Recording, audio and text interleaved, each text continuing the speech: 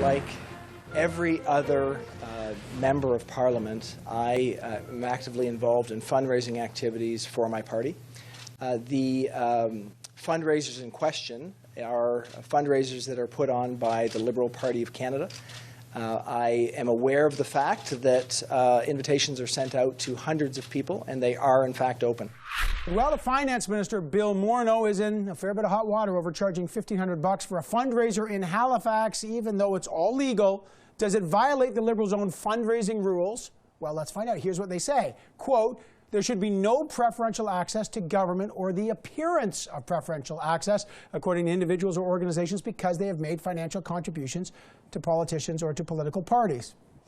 Pretty clear. To talk about this and the minister's new plan to kickstart the sluggish economy, the Scrum is back. Craig Oliver, Tonda McCharles, and of course, Bob Fife. And Bob, you broke this Cash for Access fundraising story in the Globe. What do you make of, first, the Liberals' defense of this in the wake of these rules? It's the height of cynicism.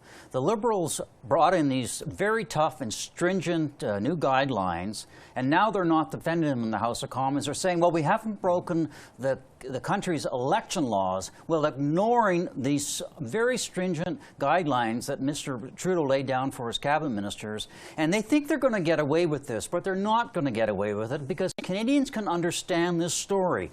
Very powerful ministers who make decisions over policy decisions and hand out money are being invited to very exclusive fundraisers at private homes of very rich people who have an interest in getting that money or changing a policy decision. One of the things I've always admired about the Ten Commandments is their clarity, their absolute clarity. And what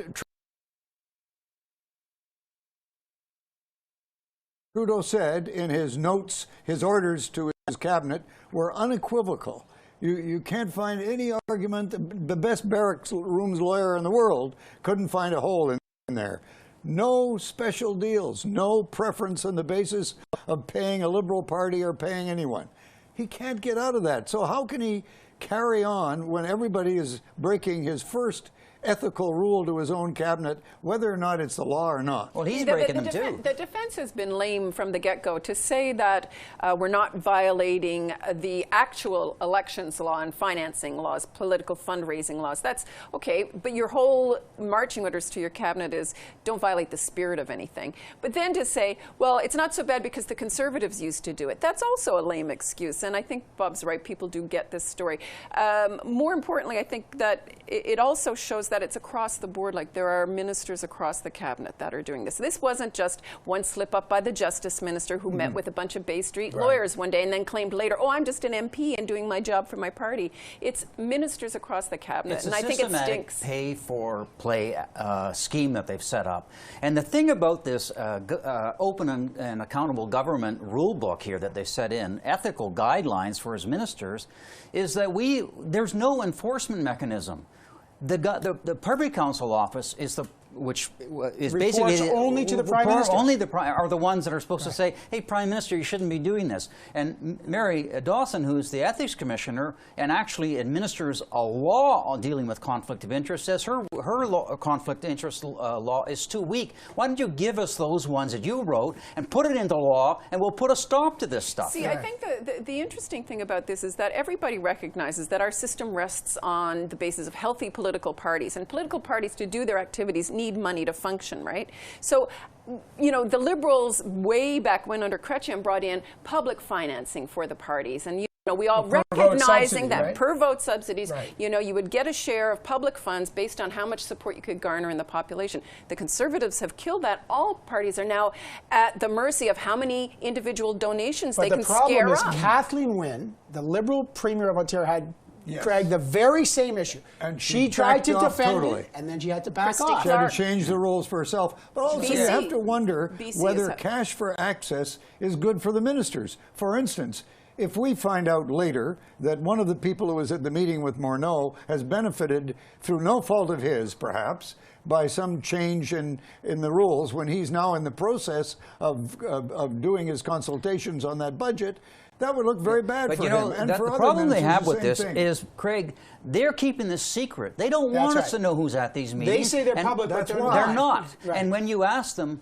Mister, what did you